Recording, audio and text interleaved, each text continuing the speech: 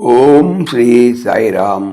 2019 సంవత్సరం సెప్టెంబర్ నెల సనాతన సారథిలో జీవనదాత ముక్తి ప్రదాత అనేటువంటి వ్యాసములు మరికొంత భాగం చేసుకుందాం. సాయిరామ్. వెంకటముని గారు వీరు మహా భక్తాగ్రేసరులు.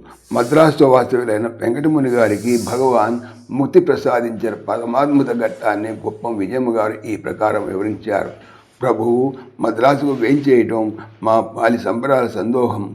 మా అక్కయ్య సుశీలమ్మ గారి ఇంట్లో వారు ఉండేవారు.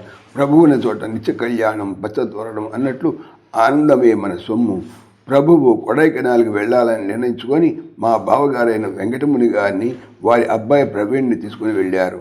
కొద్ది రోజులు అక్కడ ఆనందంగా గడిపి మదురైకి వచ్చి రామనాథన్ చెట్టియార్ గారి ఇంట బస చేశారు. ఆ రోజు రాత్రి భోజనాలు అయ్యాక అందరూ మేడపైకి వెళ్ళి బజార్లు చేస్తుంటే ఇంటి వారు అందరికీ గ్లాసుల నిండా పాలు తీసుకొని రాగా స్వామి వెంకటముని గారిని చూసి, ఉండు నేను వచ్చి నీకు త్రాగిస్తాను అంటుంటే, ఎందుకు స్వామి, నేనే త్రాగలను అన్నారట ఆయన.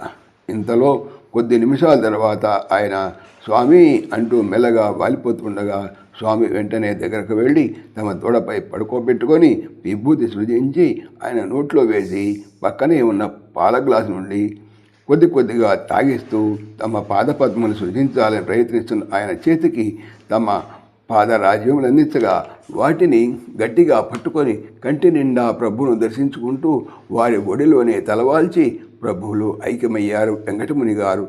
చుట్టూ ఉన్న భక్తులందరూ కరములు జోడించి ప్రభువుకు ప్రణతులు అర్పించారు. సాయిరామ్.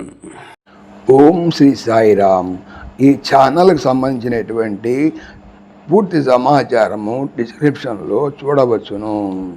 సాయిరామ్.